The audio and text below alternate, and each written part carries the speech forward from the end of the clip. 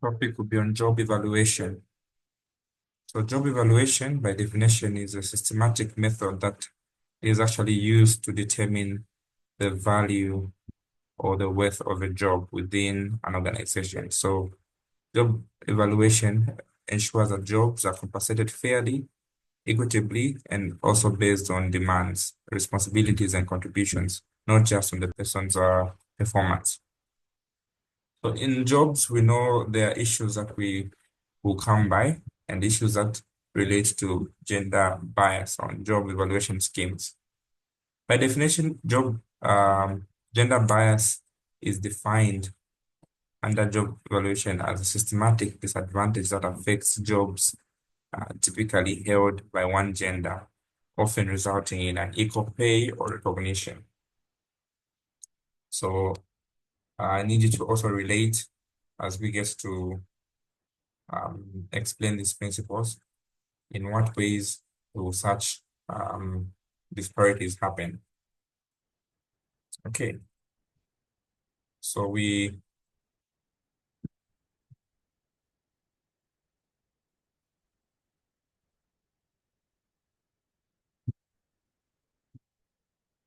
continue. So there are different types of sources of gender bias. These emanate from stereotyping jobs um, based on language and interpretation of job content. So these are the main sources of gender bias. Now, let's explain on what stereotyping of job roles is and how it occurs in our workplaces. So stereotyping comes about when a certain gender is deemed to be a less or confined to something compared to the other. So we have had cases in court, labor office where such issues are being held. But on a practical perspective, we need to um, really explain why these things happen and how to curb such occurrences. Okay, so stereotyping in society will tend to assume certain traits or associate certain types of works for a specific gender. For instance, when it comes to administrative or caregiving or teaching roles, these jobs are often deemed to be held by women or seen to be less technical or rather easier, and thus become undervalued. Meanwhile, other technical jobs or manual roles mostly are known to be predominantly male dominated, and at times they are rated higher in skill and value. So we go to another kind of source of gender biases based on language in job descriptions. So some job ads may include gendered language that unconsciously will favor one gender. So there will be terms that you'll see like competitive or dominant, assertive. These may lean more masculine and underqualify women. So this bias usually carries into evaluations to favor certain traits. The other source of gender bias could be misinterpretation of job content. So many jobs will fail to measure emotional labor, multitasking, and other soft skills. So some jobs that involve complex human interaction, e.g. social workers, nurses, secretaries, these ones are not fully appreciated as much in value. All right. Then also another source is invisibility of women's contribution. So in male-dominated workplaces, the contributions of women may be overlooked or minimized. So work done behind the scenes, like planning, like organizing, like team coordination, all these are often overlooked and clearly in traditional evaluations. Now, what are some of the um, consequences of gender bias? Okay, before we look at the strategies. So some of the consequences are that there'll be pay disparities, all right? There'll be wage gaps. there'll be low morale among the undervalued employees, and some barriers to promotion and leadership may be there. There will also be legal implications for employers to violate equal pay, and also organizational or reputational damage that may come. So now let's look at some of the strategies to having bias-free strategies to addressing gender inequality. So one of them would be the use of analytical job evaluation methods. Now, using tools like the point factor system that helps to break down each job into measurable components of skill, effort, and responsibility can help. Okay, this will reduce the reliance that is there on subjective impressions and allows transparent comparisons. We also have another uh, tool that we can use by implementing transparent evaluation criteria. So evaluation systems may use clear, consistent, and dominated criteria that are shared with all employees. So everyone should understand how job roles are scored. So this will be easy. Employees will know to say, I'm going to make so much because of this criterion that is used. The other strategy that can be used is the focus on job, not the person. So you can evaluate tasks and duties and responsibilities, not the incumbent personality or gender. So for instance, instead of saying John is great at managing people, you focus on the actual job. Okay, the role involves managing a team of 5. The other strategy that will ameliorate the problem of gender bias is ensuring that there's diverse and inclusive evaluation panels. So the panels should include men, women, and also representatives from various backgrounds to reduce this unconscious bias. So the diverse teams are more likely to notice inconsistencies and unfair assumptions. Okay, then also need to conduct regular job evaluation audits. So here you can conduct, you can avoid gender bias by uh, keeping track of these audits. So you conduct periodic reviews and also job ratings and pay scales and also outcomes. I don't know, how do you do it in government when you're reviewing the pay rise? Is it a political move, or do we have a team that sits down to ascertain how much must be paid to which team? Or in your workplaces? Annie? These usually are done by a team from Public Service Management and Division and the unions. They go through the process called collective bargaining. So they do the collective bargaining for the unionized workers or employees, and they ascertain as to what percentage or how much should be increased across the board. Right. So from your workplaces, some of you, how is it done?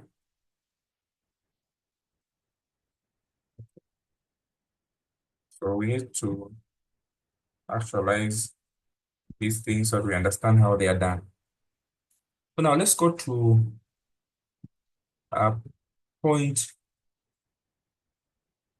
method of job evaluation. What is this?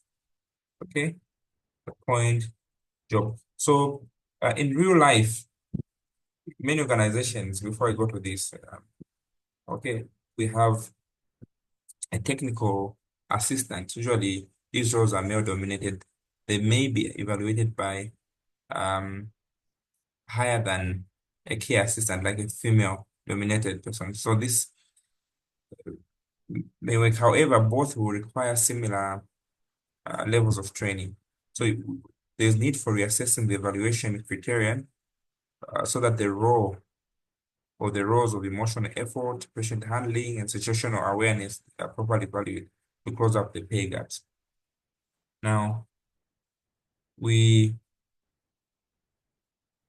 have just discussed in here that gender bias in job valuation is real and usually is often hidden in job descriptions, sometimes the rating criterion or the evaluators and their assumptions.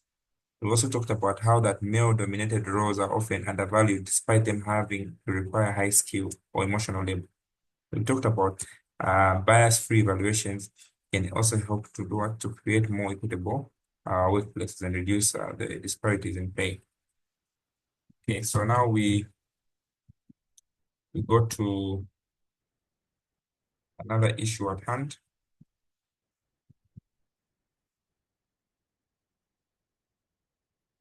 Another issue to do with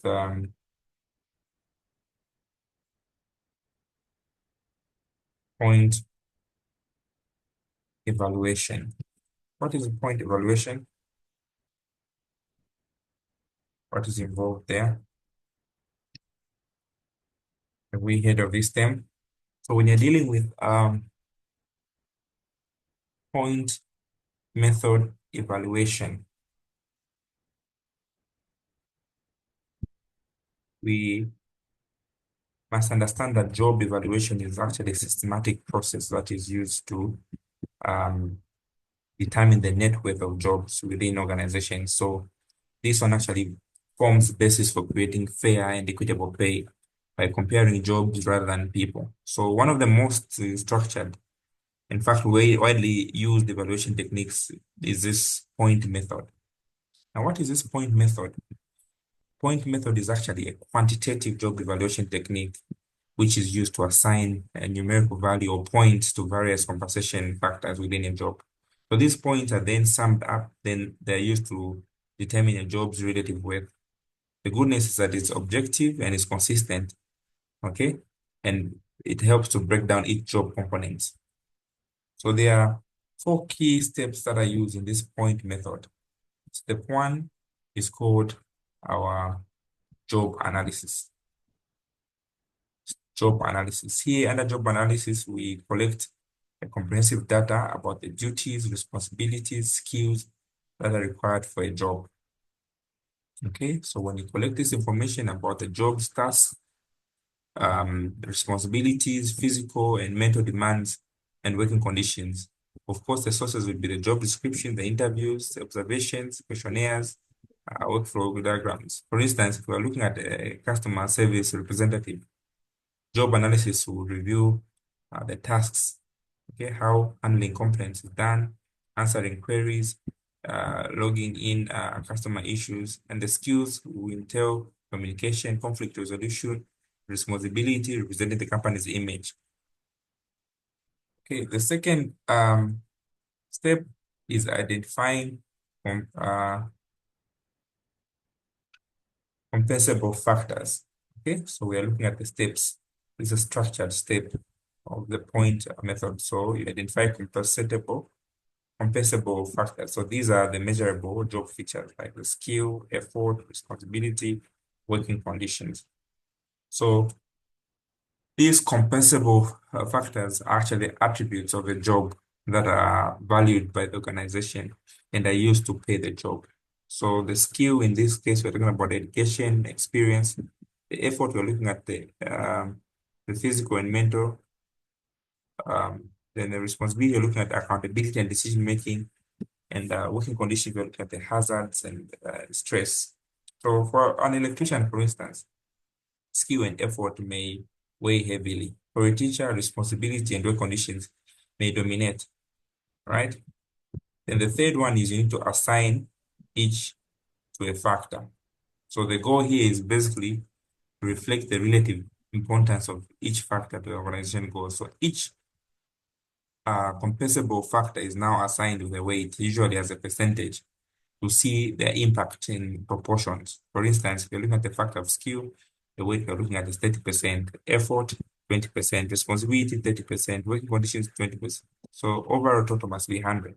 So organizations will use this to determine priorities in the market weight of one's working conditions. So the first step is we need to rate jobs against factors and the total points.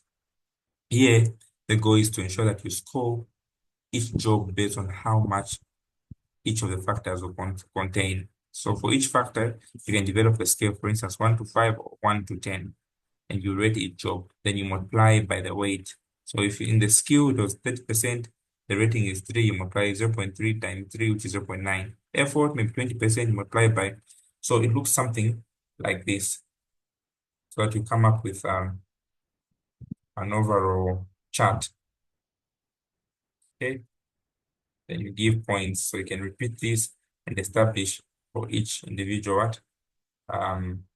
employee. So this happens mostly in the Western countries. I have a friend who was just conversing who told me how that different employees in a particular company will get different remuneration packages. So once this is done, they will apply by the factor and they will rank jobs based on the total points to establish a hierarchy. So you can work from home or work from the institution. Now, what are the benefits of this method? It is more objective, so it reduces subjectivity or personal biases. It's equitable because it promotes fairness and to evaluate all jobs by using the same standards. Legal compliance, it also helps fulfill what? Equal pay and non-discriminatory requirements. And it's transparent, it's very easy to justify compensation, what? Decisions. The only challenges that this method has is that it may be what? Time consuming. All right. It may be rigid. It may not reflect the changes in jobs quickly, and it's complex to set up. You need trained HR professionals to implement this. And sometimes it is possible for dispute because employees may contest their ratings because they are system generated, okay, or person generated.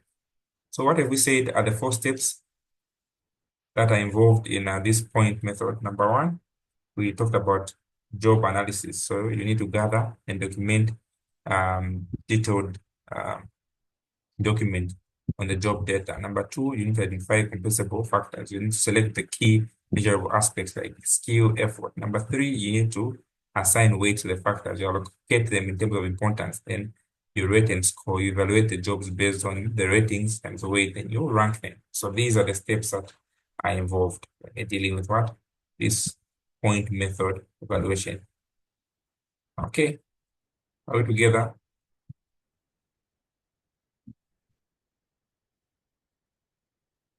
Are we together? Then we go to what is called job evaluation. What is involved in job evaluation and why is it important? So job evaluation, we need to understand the key purposes of job evaluation and how it helps support organization fairness and compliance. We also need to understand the strategic role in human resource management. Now, job evaluation is a systematic process of determining the relative worth of jobs within an organization. It's not about evaluating the person doing the job, but the job itself. This process is based on content, responsibilities, and requirements. All right, so it's a bridge between the roles and the pay fairness. So why do organizations evaluate jobs? Number one, to promote internal equity. So internal equity simply is fairness among employees within an organization. So how does job evaluation help? So job evaluation will ensure that the roles requiring similar levels of skill, effort, and responsibility and working conditions all receive what? A comparable pay, regardless of who occupies them. So this is done to avoid situations where an employee feels unfairly paid compared to others. So for instance, if you have two administrative admins or a customer support agent, they may seem different, but upon evaluation, it may involve similar multitasking or self problem solving problems. So a fair job evaluation may ensure that there's equitable ranking done there. Okay, so it will promote internal equity. Number two, it will establish what? Pay structures. So this will serve as a foundation for organized and transparent pay grades. So these pay structures are very important because a pay structure is actually a logical framework that organizes jobs into levels or grades or pays. So we have grade A, grade B. So the way job evaluation works is as follows. It will provide some data-driven foundations to build on transparent and consistent salary bands. So each job is placed into a grade or a level. All right. I'm sure most of you are working in certain pay levels depending on your rank. So here's a basic structure. For instance, I'm not saying that's what you use, or maybe you could be able to guide in in Zambia how the ratings are annually. But basically, we have grade A, grade B. You have a point range from 100 to 20. The titles could be maybe clerk, messenger, getting a pay of 3,000 to 4,000. Grade B, the point rating is 201 to 300. And here we have admin, sales reps, they're getting so much. And grade C, 301 to 400 supervisor. So these ones are what we call the pay structures. They help HR to manage pays consistently. They are also important because they make salary decisions more transparent and they also reduce favoritism. Okay, they help reduce favoritism. So without a pay structure, you're building a house without a blueprint. So these pay structures are important because they also help to do what? To ensure compliance, legal compliance. So these ones are the pay structures snippet here. So you have grade A, grade B, grade C, and the titles here. So this is just a snippet, which is an example guide. Are we together? Any questions so far? Any concerns?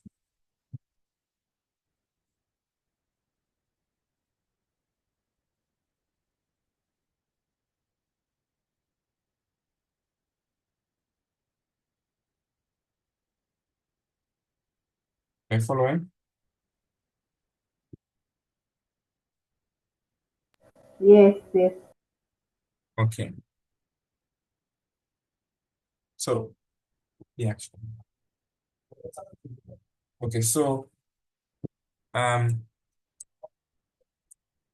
we we're looking at the purpose of job evaluation. The last part is that of it helps to support strategic HR functions. Okay.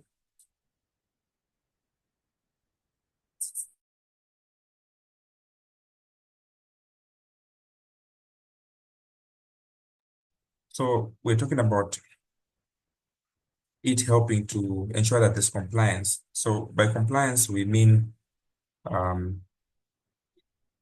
in job evaluation to ensure that there's adherence to labor laws and especially around equal pay and non-discrimination. So now, how does this job evaluation work? So when you evaluate these jobs based on the natural and consistent criteria, you discover that organizations will be able to justify the wage differentials. So we have situations where different people have different wages. So when you have this um, rating that I showed you, the structure that was above here, companies will be able to defend themselves against uh, discrimination claims. So in the real world, including Zambia, most of these nations will uphold gender equity laws. So if an organization, for instance, will pay men more than women for a similar job, they may face legal action unless there's a structured job valuation schedule, like what I showed. So some of the common risks of not having job evaluation is that you may have unnecessary legal suits. The benefits of having this is that number one, it will minimize your legal liabilities, and also it will demonstrate commitment to fairness and will help build employer brand. So lastly, but not the least, we're talking about the support that it has to strategic HR functions. Okay. So job evaluation, the purpose is that it will help to support HR functions. So in HR functions there, we should understand that HR functions will include activities that align with the workforce in the long-term goals. So the job evaluation will help provide a critical input and also various strategic HR activities. Some of the activities that are involved in HR include recruitment, promotion, succession planning, Okay, research and development. So this is a role. So let's look at the role that job evaluation has in that context. Number one, it will help in terms of recruitment, write accurate job descriptions. Number two, in terms of promotion, it determine when the job is at a higher level and justifying the advancement. Number three, training and development, it will help identify the gaps between the jobs and the plan and training. So with that being said, we can now go to how exam questions come. This is a 2024 paper. Question number two here. So we can answer based on what we talked about. So analyze how a job evaluation scheme can be free of gender bias cases at law. Discuss the steps to be followed, the four steps followed when applying a point method job evaluation, and discuss the primary purpose of carrying out job evaluation. Okay, I've mentioned all these. Anyone to answer?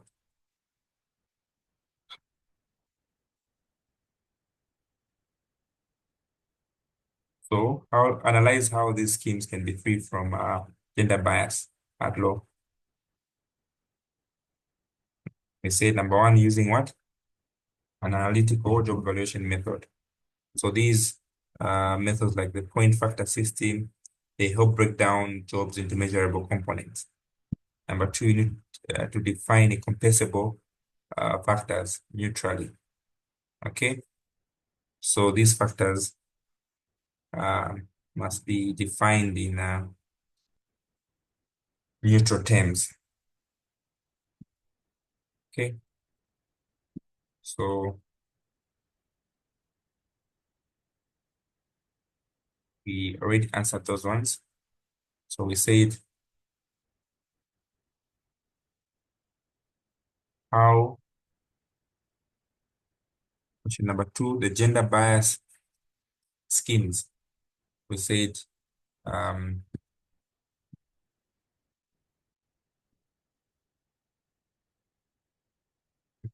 we answer? But I think I already answered all these questions. Analyze Is that gender bias? uh-huh. Sorry, you were cutting there. You were breaking a bit. I didn't get you clearly. Analyze how job evaluation schemes can be free from gender bias cases at law.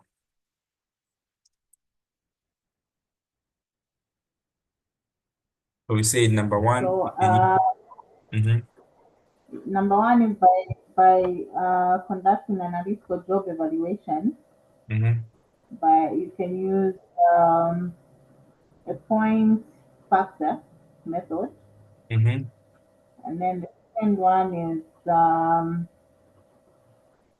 can I mambo jumbo them? Do they need to Yes, be the way you you don't need speak? to follow. The second one can be ongoing audit. This is done by reviewing the job rating and pay scales, looking at the imaging trends. And then the third one, um, by doing job focused evaluation, Mhm, by focusing on the job tasks and responsibilities. mhm. I think the ones I can remember of that. Okay, I talked about a number of issues. So using an analytical job evaluation method like the point factor system, also neutral um, language in job description, you avoid gendered languages. Okay. We also talked about evaluating the job, not the job order. So you must focus on strictly the duties and responsibility of the position, not the person performing. Then also we talked about diverse and train the evaluation panel. So you need to include different genders and backgrounds there. Also, we talked about consistent application across jobs. So jobs must be evaluated using the same criteria and scales. Also talked about regular reviews and audits that we need to have periodic what evaluations and compliance with legal standards. So you must follow the national or international um, pay to avoid discrimination. Part B, discuss the four steps to be followed when applying the point method in job evaluation. What are the four steps? Number one, we talked about job analysis. There should Job be analysis. Mm. detailed what? Collection of data about the job's responsibilities. Number two, we talk about what? Identifying compensable factors. The factors we talked about included skill, effort, responsibility, and work conditions, right? I explained in detail what each of those ones are. Number three, we said assign weights and what?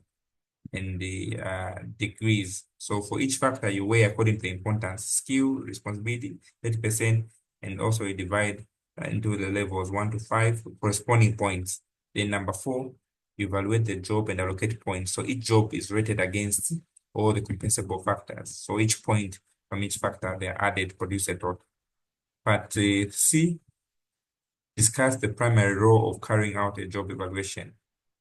We said job evaluation is there to ensure there is fair and systematic basis for determining the worth of the jobs. So we talk about the objectives to ensure internal equity, to establish a pay structure, which I gave an example, to also support the HR decisions, which include recruitment, training, and development, and also legal compliance, so that it aligns well with the equal pays and reduce risk of litigation. And finally, enhancing organization transparency. So employees must understand how their roles are valued, which will promote trust. So these are the key areas I talked about.